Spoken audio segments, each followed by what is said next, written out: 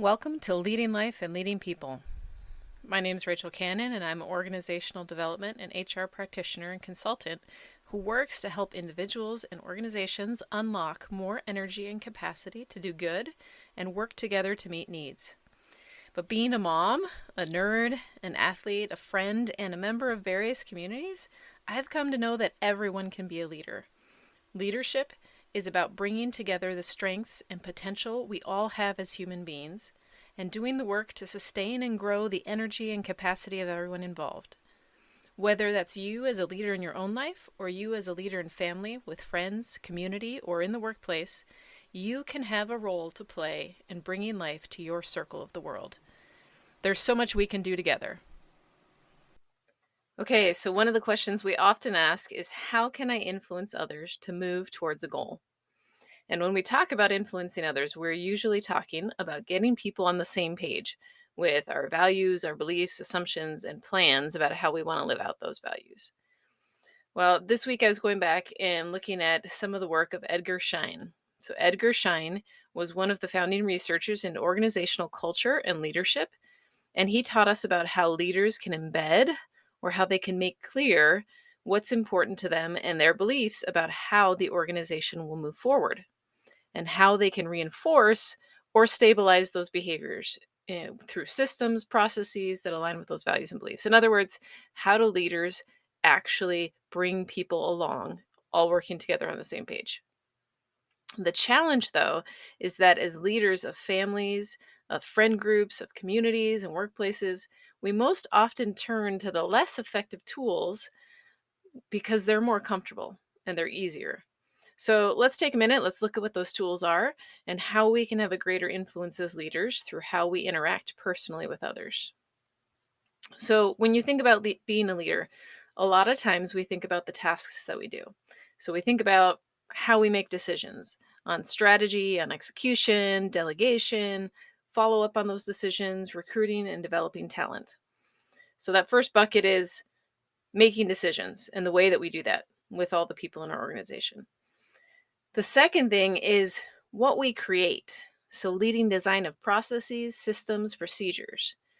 And the third task that we think about doing is how we communicate, how we inspire, how we tell stories.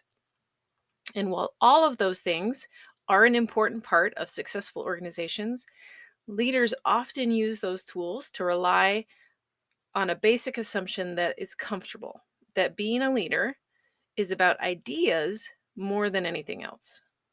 But the reality is that two of the biggest tools we have as leaders are also the ones that we might be the most uncomfortable with, because they rely on us as leaders developing consistency in how we interact with other people.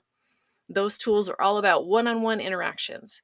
They're about ourselves, how we approach situations, how we react to them. So let's talk about those two tools. The first tool is what leaders pay attention to, measure, and control on a regular basis. So attention is the first tool. It tells other people what is most important to you. And I'm not just talking about the things that you write down on a piece of paper or what measurements you build into systems or list as priorities, right? We all know as leaders, we like to design these systems that reflect the things that we should value and that should be most important to us. But the reality is that sometimes what's really most important to us is not the thing that we measure. As humans, we're always looking for clues from other people to make sure that we understand what's really important to them. And what stands out the most are the consistent personal interactions that we have. So, what do you pay attention to? What do you consistently ask about when you interact with other people? What do you consistently talk about? What do you check on progress with? What do you thank people for their work in doing or supporting? You can see that in any type of relationship. So in a family, you might value giving support above everything else, but your daily interactions might be consumed by tasks to be done, by information to be communicated, or some other dynamic or priority.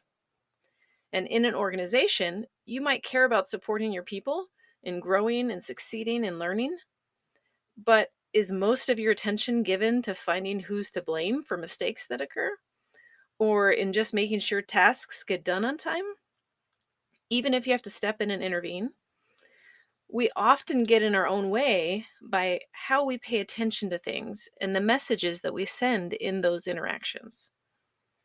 Now, we know that we all have lots of different priorities. So that doesn't mean that we can't pay attention to multiple things. Life just demands that of us, right? There are things that we just have to get done. But it does mean that we should be consistently paying attention to those things that are most important. If I don't pay attention to it, others get the message that it's not really something that I think much about or care about. Now, that could be totally false. Sometimes we really care about something and just don't consistently talk about it. It's easy to get distracted from the things that we truly care about. But that is still the message that others may be getting from you because of what you pay attention to.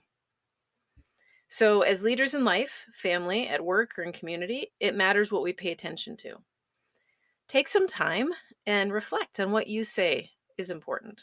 Then ask yourself, what do I spend most of my time paying attention to in my interactions with other people?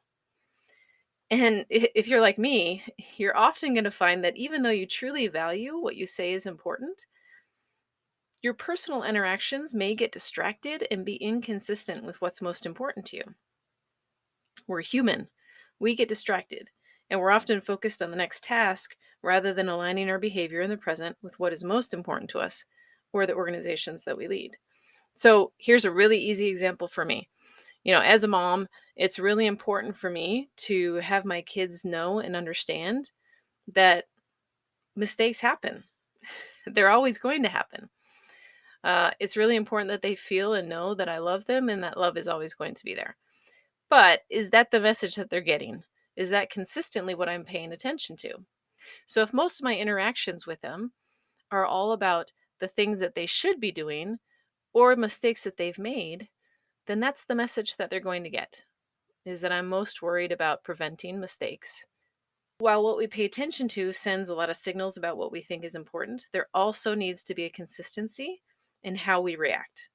Our reactions are the major way that others look for what is truly important to us, what prompts emotion in us. So, although we like to think that we're all about logic and ideas as leaders, maybe the biggest impact we have is how we react in small, everyday situations and in times of crisis. Now, this can be challenging, right? So, self awareness of our emotions and our response to these emotions is a powerful tool, and it's one of the most common stumbling blocks that we have. So, people respond and adjust more to how we act on our emotions than all the other ideas that we talk about. And you can see it when you're interacting with family, friends, coworkers, colleagues. How you respond as a leader tells people whether they can trust what you pay attention to and whether that is really what you care most about. So let's think about for a second what happens when we're not consistent between what we pay attention to and how we respond. So, as a parent and a recovering perfectionist, I focus a lot with my kids on embracing that mistakes will happen and learning from them. But when they were little, I had 3 kids under 4, and I was not in a great place of self awareness, energy, or mental health. So, a lot of the small disasters that come with toddlers were accompanied by emotional responses from me, simply because I was exhausted, right? I was not in a place to really regulate my own emotions. It wasn't every time, but it was frequently enough that they didn't know which response they would get from me. So those responses taught my kids that messing up was risky.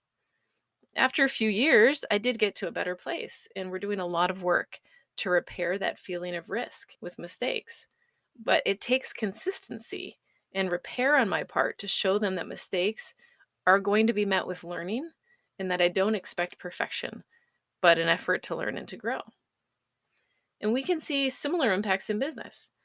I worked at Ford Motor during the time when Alan Mulally led a turnaround during the recession.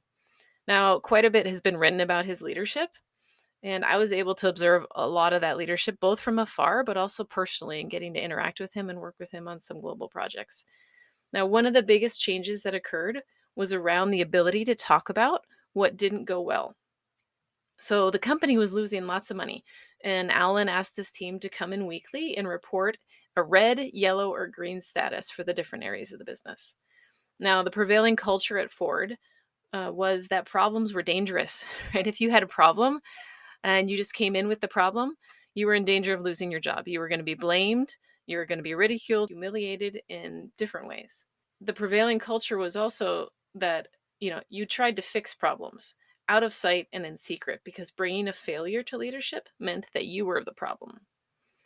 Now, Alan wanted to change that. He knew that you couldn't fix what you didn't acknowledge and talk about. But in senior level reports, all aspects of the company were reported as green, even though there were billion-dollar losses, right? And Alan just got frustrated with this. He would come in and say, how can everything really be green? Right? We're losing billions of dollars. There's got to be something that's not going right. But to his team, it didn't feel safe to show or talk about anything being yellow or red. But then one of the team members, Mark Fields, had an issue with the vehicle launch, and he was kind of stuck. He knew it would become visible. And so when it became visible, he felt at risk of being blamed and possibly losing his job. But he also felt that same risk if he brought it up and he reported anything as yellow or red. So what should he do? Alan said that he cared about transparency. So would he react with blame and shame, or would he really value that transparency? Now, that's the hard place that we can often put other people in as a leader. So do our priorities, our attention and reactions all align in a consistent message? Can others know what to expect from us, or are they spending all of their time guessing what we want rather than dealing with what's going on? So Mark decided to try out transparency. He showed up to the meeting as the only one among all this group of VPs with anything but green on his charts. And everyone kind of held their breath. You can imagine, right? Mark's like, I don't know what's going to happen here, but here we go. And everyone else didn't know what was going to happen. But Alan started to clap. And he thanked Mark for bringing the issue to the team and then asked, who can help with that? So the team then was able to shift into a plan of how to work together to help. And that in and of itself was different than their previous behaviors had been. So one of the greatest things that Alan Mulally did was to provide consistency and trust in what was important to him. He gave his team permission to work on the issues together rather than spending all of their energy trying to get the right reaction from him. They knew what he valued and how he would react. So it can take time for all of this to permeate throughout an organization. Even one consistent leader can make a difference, though. So at the time that all of this was happening, I was working as an HR generalist, and I observed from afar Alan's behavior and the stories about his consistency and his desire for transparency. Now, I had a manager who played out kind of a similar scenario. We had an issue that was yellow or red, and he wanted to report it as green. The fear of anything but green was still very much in the process of evolving. It was very much in the culture. And as a newer employee, I didn't have as much of that history of the fear. And I saw the consistency in Alan's behavior, so I wanted to put out the real status. I wanted to test out if his consistency would really apply to me. Now, that's the power of how we react in small and big moments. Others are always trying to figure out what matters to us and what they can expect from us. Inconsistency between what we pay attention to and how we react is one of the biggest suckers of energy, productivity, innovation, and trust. It leaves others trying to read our minds and spinning their wheels. So as a leader, it's all about what you pay attention to and how you react. So spend some time this week reflecting on what you pay attention to and how you react. Is it consistent with what's most important to you? If not, how can you repair that trust and help others to not be stuck in a guessing game of what you want? If you find that you're not sure of what's most important, spend some time identifying that. Think about what's most important and how can I show that? How can I pay attention to it? And how can my reactions consistently reflect that? You can influence others most by first looking at your own behavior. Let me know how it goes. What do you discover as you try it out? And join us next time as we keep talking about leading life and leading people.